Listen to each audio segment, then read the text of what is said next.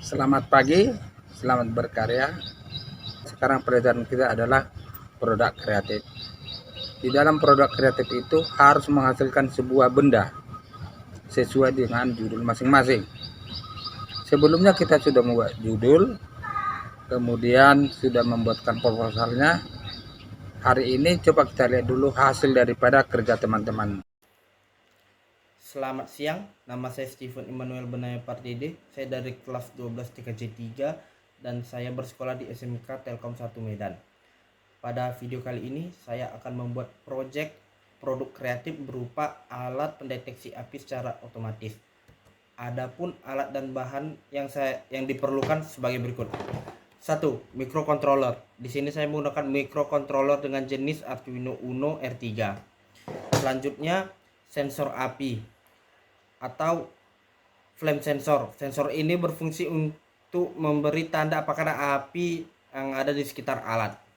Kemudian buzzer. Buzzer ini berfungsi untuk memberikan sinyal bahwasannya ada api yang terbaca oleh sensor. Selanjutnya kabel jumper. Kabel jumper ini berfungsi untuk menghubungkan Arduino dengan buzzer dan sensor.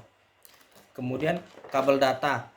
Kabel data ini berfungsi untuk menghubungkan Arduino dengan komputer, di mana komputer nanti akan memasukkan programnya ke dalam Arduino menggunakan alat ini. Selanjutnya kita membutuhkan mancis atau sumber api sebagai bahan uji cobanya. Langsung saja kita ke proses bagaimana pemasangan kabel untuk membuat proyek ini. Pertama-tama kita akan menghubungkan microcontroller dengan buzzer. Kita ambil kabel jumper, lalu kita hubungkan pin ground dengan pin ground yang ada di buzzer.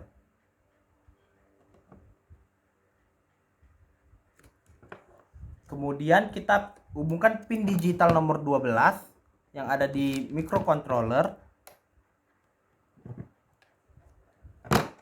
ke pin positif yang ada di buzzer.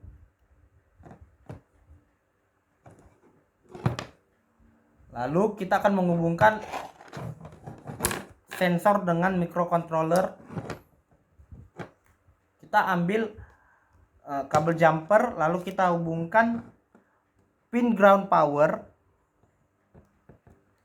ke pin ground yang ada di sensor api. Lalu kita hubungkan pin digital nomor 2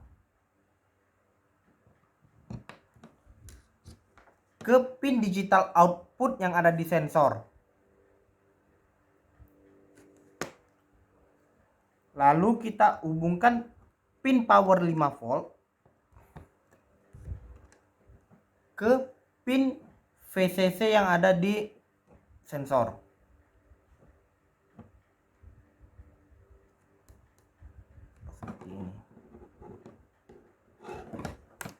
Lalu kita ambil kabel data dan kita akan menghubungkan microcontroller dengan komputer.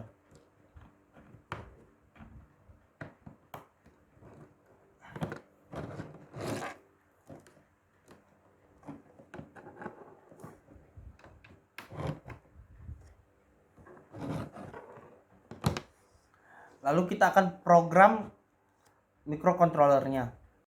Lalu kita akan melanjutkan proyek kita dengan cara mengkonfigurasi perangkat kita melalui aplikasi Arduino.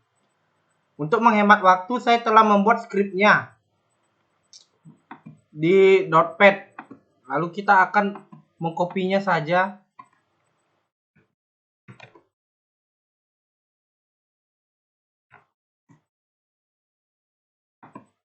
Setelah kita telah memasukkan skripnya, lalu kita akan memeriksanya dengan tombol verify.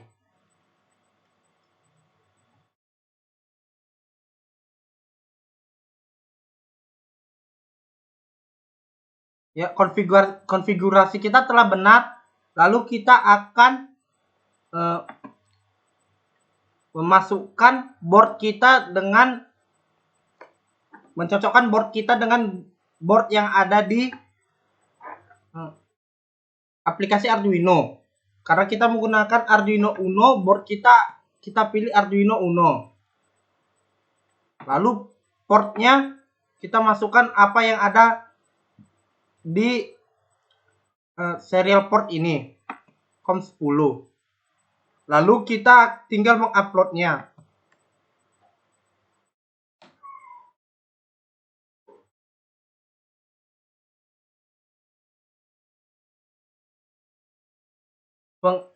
Kita telah berhasil mengupload konfigurasi ini ke perangkat kita. Pertama, sebelum itu saya akan menjelaskan kenapa saya membuat konfigurasinya seperti ini.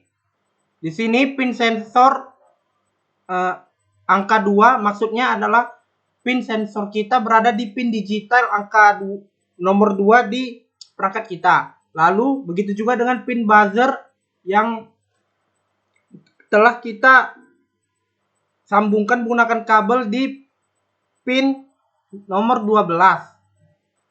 Lalu di sini pin sensor sebagai input dan pin buzzer sebagai output. Nah, di sini digital write pin buzzer high. Saat mode high pin buzzer akan tertulis kalimat seperti ini, terdeteksi ada api. Sebaliknya, jika pin buzzer dalam kondisi low, maka di serial monitor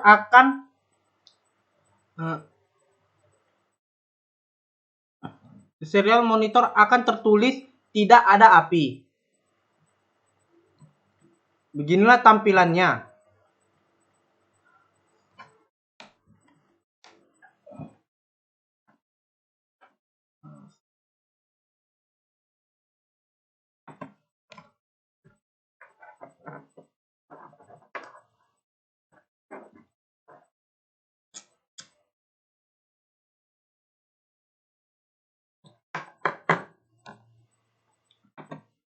Lalu kita akan melakukan pembuktian langsung.